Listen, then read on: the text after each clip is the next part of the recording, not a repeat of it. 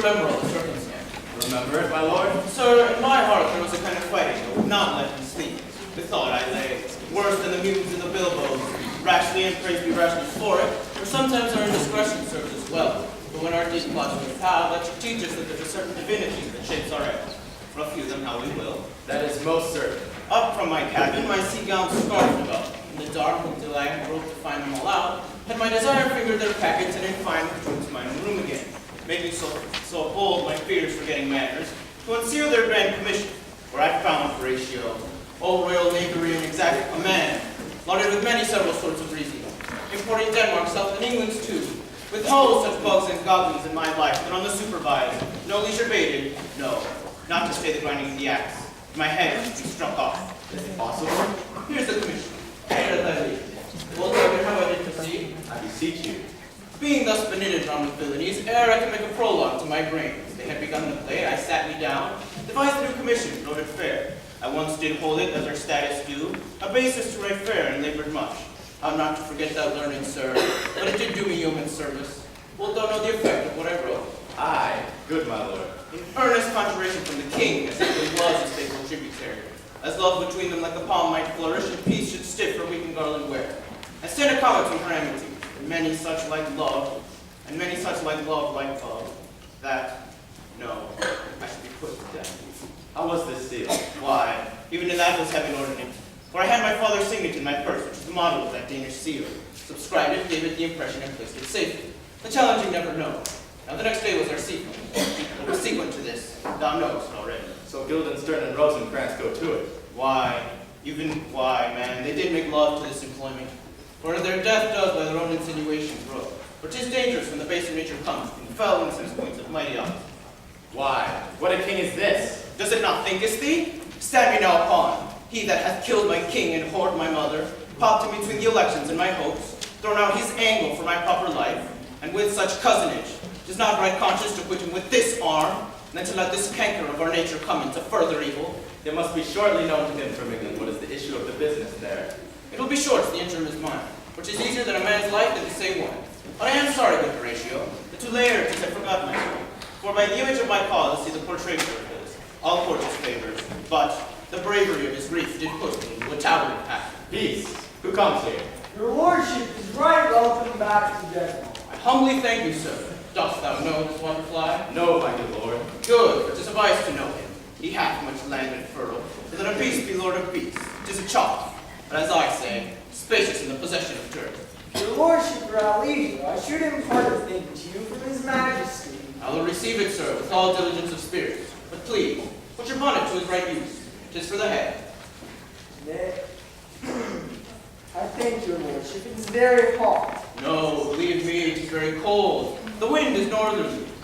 It is indifferent cold, my lord, indeed. But yet, methinks it is very hot, sultry for my complexion. Exceedingly, my lord, it is very sultry as well, I cannot tell how. But his majesty bade me signify to you that he hath laid a great wager on your head. Sir, this is the matter. Beseech you remember. Nay, my good lord, for to put mine own ease in good faith, sir, here is newly come to court with Laertes. Believe me, an absolute gentleman, full of most excellent differences, of very soft society, and of great showing. Indeed, to speak feelingly of him, he is a card counter of gentry, as you would find him in a continent of what part a gentleman would see. Sir, his definement suffers no perdition in you. But I would know that to divide him inventorially would easy the arithmetic of memory, and yet what he ought, neither in defense for his great sale, for I find him to be a soul of great excellence. For his infusion of such dearth and rareness is to make true diction of him, for assemblable is his mirror. For the only reason why men would trace him is for his umbrage, nothing more. Your lordship speaks most infallibly of him. The concern, is he, sir?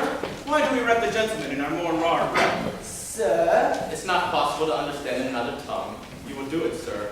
Really. What imports the nomination of this gentleman? of Laertes. His purse is empty already. All golden words are spent. Of him, sir. I know you are not ignorant. I would you did, sir, that in faith you would not much approve me. Well, sir? You are not ignorant of what excellence Laertes is. I dare not confess that, lest I should be compared with him in excellence. which no man well would be to know himself. I mean, sir, for his weapons, for by the imputation laid on him by them, in his meed he is unfellowed. What's his weapon? Rapier and dagger. That's two of his weapons. But well, The king, sir, hath wagered with him 6 Barbary horses, against which he is in pawns, I take it, 6 French rapiers and poniards, with their signs, girdles, hangers, and so. 3 of the carriages, in good faith, are very dear, fancy, very responsive to the hilts, and most delicate carriages, and very liberal conceit. What call you the carriages? I knew you must be edified by the marginary you had done. The carriages, sir, are the hangers. let the phrase be more German to the matter. Which is 6 Barbary horses versus 6 French swords, and 3 liberal conceited carriages. Which is the French a bet against the Danish? Why is this imposed, as you call it? The king, sir, hath wagered that in a dozen passes between yourself and him, he shall not exceed you 3 hits. He hath laid on 12 for 9, and it would not come to immediate trial if you would not vouchsafe the answer. How if I answer no? I mean, my lord, by the opposition of the person in trial. Sir, it would not do me well. What if I am to say something? Let it be that I shall walk in these halls, for 'tis the breathing time of day. Let the king be willing, and the gentleman hold his purpose. For I shall gain nothing at this but the shame of the audience. Shall I be delivered even so? To this effect, sir, it will flourish your nature will. I commend my duty to your lordship. Yours. This lapwing runs away with a shell on his head. He did comply with his jug before he sucked it. He doth drink of the same bevy that the dressier doth. For he is of the king, for he is part of the king. For he shall vouchsafe to himself in trial. The bubbles are out. My lord, His Majesty commended him to you by an officer, who brings back from a true attendant in the hall. He sends to know if the pleasure will fulfill the marriages, so that you will take longer time. I am constant to my purpose, provided I be so able as now. The king and queen are all coming down. In happy time. The queen desires you to use some gentle entertainment to the air before you fall to work. She well instructs me. You will lose this wager, my lord. I do not think it, for since he went into France, I have been in continual practice. I shall win at the odds, but not all wells here, especially in my hearts. But it is no matter. Nay, good my lord. It is but foolery, but it is perhaps a kind of game-giving as would perhaps trouble a woman. If your mind is like anything, obey it. I will forestall their affair hither and say you are not fit. Not a whit. We defy all women, for there is a special providence in fall of a sparrow. For if it be not now, 'tis not to come. For 'tis not to come, it will be now. For if it will be now, yet it will come. The readiness is all. Since no man has thought of what he leaves, what is it to leave at the time? Come, brother, come. Take this hand. I will receive it, sir. Apart it as you are a gentleman. For my presence knows that Hamlet is of the faction that is wrong, for his madness drives him to insanity. Was Hamlet's wrong, Laertes? Never Hamlet. For Hamlet is of the faction that is wrong. Sir, let my disclaiming from a proposed evil free me so far as to say that I shot the arrow to my house and hurt my brother. I am satisfied in nature, whose motives in this case should serve you most to my revenge. But in my terms of honor I stand aloof, and will no reconciliation till by some elder masters of known honor I have a voice addressing the peace, to keep my name ungored. But till that time, I do receive your offered love like love, and will not wrong it. I embrace it freely. Will this brother's wager frankly play? Give us the foils. Come on. Come, one for me. I'll be your foil, Laertes. In mine ignorance, your skill shall like a star. In the darkest night, stick fiery off indeed. You mock me, sir. No, by this hand. Give him the foils, young Osric. Cousin Hamlet, you know the wager? Very well, my lord. Your grace hath laid the odds on the weaker side. I do not fear it. I've seen you both. But since he's better, we are therefore odds. This is to heaven. Let me see another. Spoils likely well. Do they have all length? Aye, my good lord. Slip me the soups of wine upon that table. If Hamlet gives the first and second hit, or put in answer the third exchange, let all the battlements are on that spot. The king shall drink to Hamlet's better breath, and in the cup by union shall he throw. Richard and Act with 4 successive kings of Denmark's crown and born. Give me the cups. And let the kettle to the trumpets beat. The trumpets that have heard out the heavens to the heavens, the heaven to earth. Now the king drinks to Hamlet. Come, begin, and you the judge. Prepare where ye are. Come on, sir. Come, my lord. One.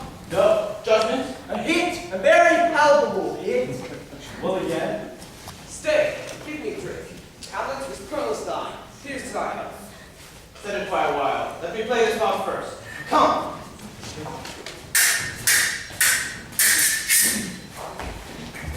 Another hit. A touch I do confess. Our son shall win. I spat and scant your breath. Your hand let take my napkin rub thy breast. The queen caroused at that fortune. Good, madam. Gertrude, do not drink. I will, my lord, I pray you pardon me. Fortune child, it is too late. Dare not drink yet, madam. By and by. Come and look at this. I'll hit him now. I do not think it.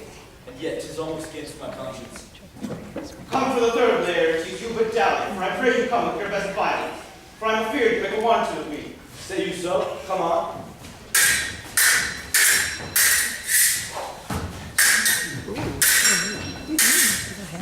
Nothing, either way. Have at you now.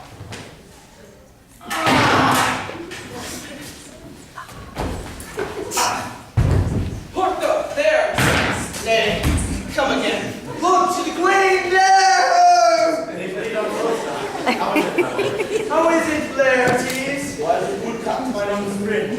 I am justly killed with mine own country. How does the queen? She swoons to see them bleed. No, no, the drink, the drink. Oh, dear heavens, the drink, the drink. I'm poisoned. Villainy! Ho! Let the doors be locked! Treachery! Seek it out! It is here, Hamlet.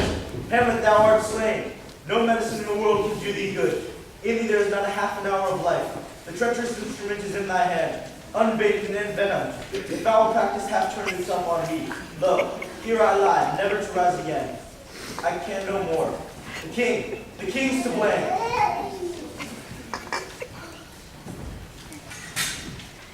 Point venom two. And venom to thy work! Treason! Treason! Defend your prince. I am but hurt. Here, thou incestuous murderous damned dame. Is thy union here? Follow my mother. Just deserved. It is going to temple by himself. Exchange forgiveness with me, noble Hamlet. Mine and my father's deaths come not upon you, nor thine on me. Heaven make thee free of it. Goodbye, horrible king. Wretched queen, adieu. For I am to die here. Thou livest. Please report me to the satisfied. Never believe it. I am more an antique Roman than a Dane. Here's yet some liquor left. If thou art a man, O good Horatio, I am to die here. Please, do me a favor and march me far to tell my story. More like noise is this. Young Prince Fortinbras with conquest from Poland. To the ambassadors of England, he gives his warlike volley. Oh, I die, Horatio. You potent poison or cries my spirit, for I do not prophesy the election like my Fortinbras, for he has my dying voice which has solicited. The rest is silence. Now cracks a noble heart. Good night, sweet prince. And flights of angels sing thee to thy rest. Why does the drum come hither? Where is this sight? What is it ye would see, if aught of forward wonder cease your search? This glory cries on havoc, O proud death, what feast is for to thine eternal self? That has so many princes have shot, so bloodily have struck. The sight is dismal, and our affairs from England come too late. The ears are senseless that should give us hearing, to tell him his commandment is fulfilled, that Rosencrantz and Guildenstern are dead. Where should we have our thanks? Not from his mouth. Had it the ability of life to thank you. He never gave commandment for their death. But since, so jump upon this bloody question, you from the Polish wars and you from England are here arrived, you've ordered that these bodies, high on the stage, be placed to the view.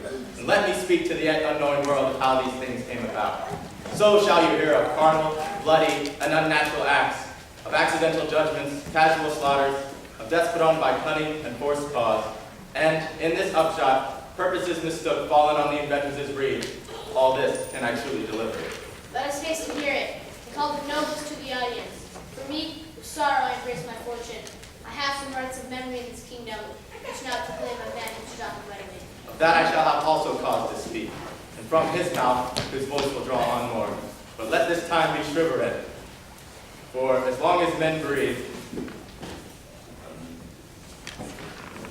but let the same be presently performed. Given all men's lives are wild, lest more mischance and plots and errors happen. The four captains bearing hammers like a soldier to the stage, for he was likely, had he been put on, proved most royal. For his passage, the soldiers' music and rite of war speak loud as horns. Come, pick up the bodies. Such a sight as this becomes the field, but here so is much amiss. Let's go.